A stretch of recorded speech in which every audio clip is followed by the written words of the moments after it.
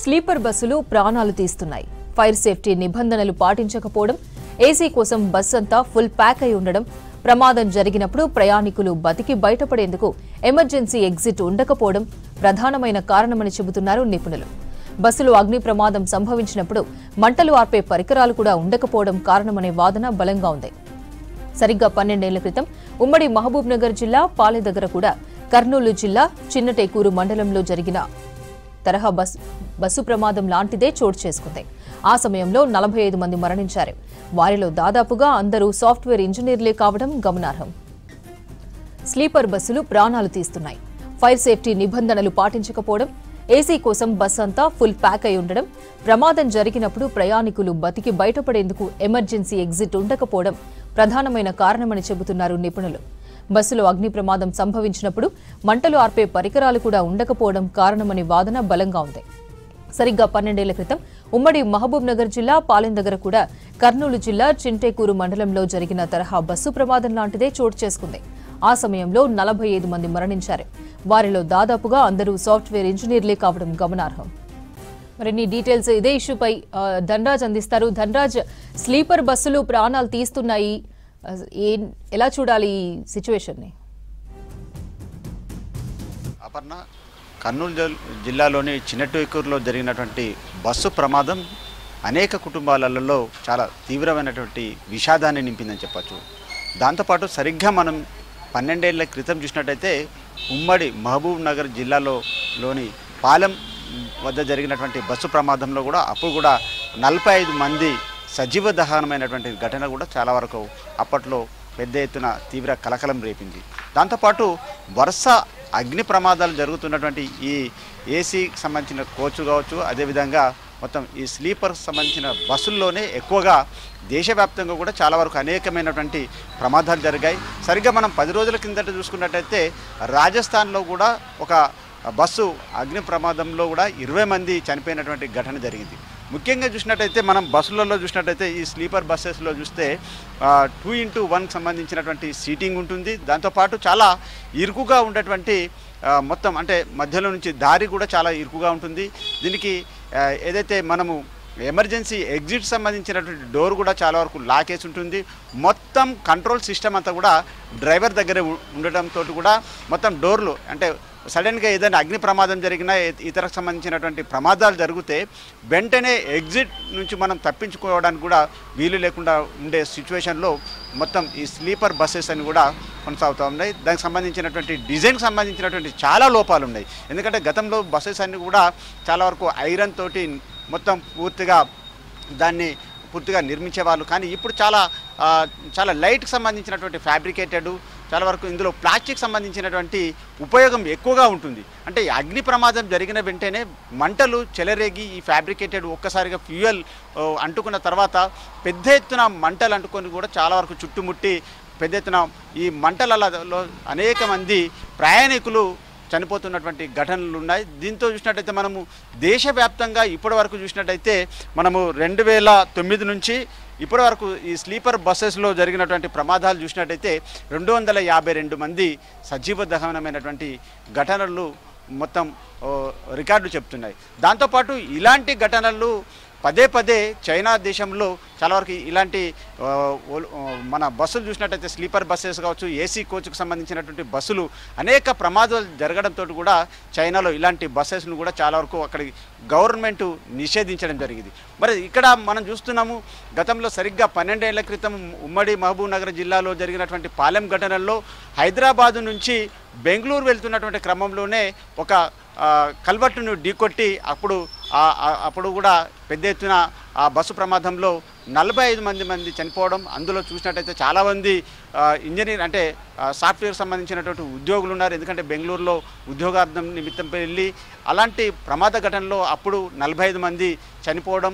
ఆ తర్వాత కూడా మళ్ళీ దాని తరహా సంబంధించినటువంటి ఘటన చూసినట్టయితే ఇప్పుడు కర్నూలు జిల్లాలోని చిన్నటేకూరులో జరిగినటువంటి ఘటనలో కూడా 20 మందికి పైగా కూడా చనిపోయినటువంటి కుటుంబాలలో తీవ్ర విషాదాన్ని నింపింది. మరోవైపున ఆ మంటల నుంచి బయటపడ్డటువంటి బాధితులంతా కూడా చాలా వరకు తీవ్రమైనటువంటి గాయాలతోటి క్షతగాత్రులై వాళ్ళంతా విగత జీవులుగా వివిధ హాస్పిటల్లో ట్రీట్మెంట్ పొందుతున్నారు. అయితే ముఖ్యంగా మనం చూసినట్టయితే ఈ స్లీపర్ బస్సెస్కి సంబంధించినటువంటి డిజైన్కి సంబంధించినటువంటి లోపాలు చూసినట్టయితే లోపల మొత్తం ఈ ఫైర్ ఎగ్జింక్షన్కి సంబంధించి కావచ్చు, అదేవిధంగా డ్రైవర్ దగ్గర చూసినట్టయితే సరిగ్గా వీళ్ళు ఇప్పుడు ముఖ్యంగా చూసినట్టయితే హైదరాబాదు, విజయవాడ కావచ్చు, దాంతోపాటు బెంగళూరు, వివిధ మెట్రోపాలిటన్ సంబంధించినటువంటి సిటీలలో నుంచి కూడా పెద్ద ఎత్తున ఈ స్లీపర్ బస్సెస్ చాలా సుదీర్ఘమైనటువంటి ప్రయాణాలు చేసేందుకు గాను డ్రైవర్లు కూడా ఉంటారు, దాంతోపాటు వారికి హెల్పర్ కూడా ఉంటారు. కానీ వీళ్ళంతా కూడా సమయం చూసినట్టయితే ఎప్పుడు కూడా దూర ప్రయాణాలకు ప్రయాణించేటువంటి బస్సులన్నీ కూడా ఉదయం వేళలో నుంచి అంటే రాత్రి మొత్తం బస్సెస్లలో పూర్తిగా సీటింగ్ ఫుల్ నిండినాక మ్యాక్సిమం 36 నుంచి 46 మంది కూర్చుండేటువంటి సీటింగ్ ఉంటుంది. దాంతోపాటు వివిధ ప్రాంతాలకు ప్రయాణించేటువంటి ఈ స్లీపర్ బస్సెస్ చూసినట్టయితే అప్పర్కి సంబంధించినటువంటి సీటింగ్లలో కూడా వాళ్ళంతా కూడా ఫుల్ అయిపోయి తర్వాత మొత్తం సెంట్రల్ లాకింగ్ చేసుకున్న తర్వాత బస్సు చాలా వరకు చూసినట్టయితే ఉదయం వేళలలో ప్రయాణం కొనసాగుతుంది. కాబట్టి బస్సు డ్రైవరు రాత్రి నుంచి ఇక అతను మేల్కొని ఉండి ఆ తర్వాత ఉదయం నుంచి దూర ప్రయాణం తన టార్గెట్కి సంబంధించినటువంటి ప్రయాణం కొనసాగించే క్రమంలో ఓవర్ స్పీడ్ తోటి కూడా డ్రైవింగ్ చేసేటువంటి సిచ్యువేషన్లో చాలా వరకు అలసిపోవడం, టైర్డ్ అయిపోయి ఉండడం, తర్వాత ఉదయం సమయంలో చాలా వరకు వాళ్ళకు మగతగా అనిపించడం, చాలా వరకు నిద్రలోకి జారుకునేటువంటి సిచ్యువేషన్లో కూడా ఏదైనా అగ్ని ప్రమాదం కానీ ఏదైనా సిచ్యువేషన్ ప్రమాదం జరిగితే దాన్ని వెంటనే కంట్రోల్ చేసేటువంటి సిచ్యువేషన్లో అలర్ట్ లేకపోవడంతో కూడా ప్రమాద స్థాయి మాత్రం తీవ్రంగా పెరుగుతుందని చెప్పొచ్చు.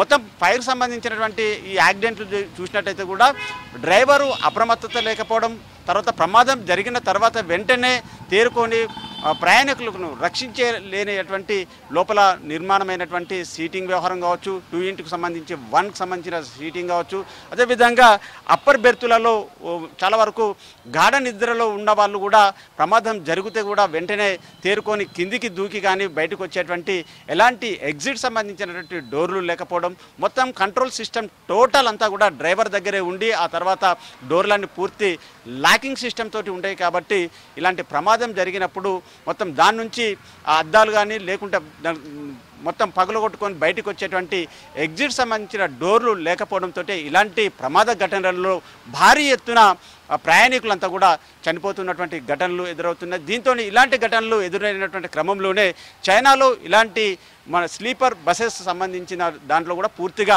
నిషేధం కొనసాగించింది అక్కడి గవర్నమెంట్. మరి ఇక్కడ మనం వరుసగా మొత్తం దేశవ్యాప్తంగా ఇలాంటి ఘటనలలో 252 మంది ఇప్పటికే చనిపోయారు.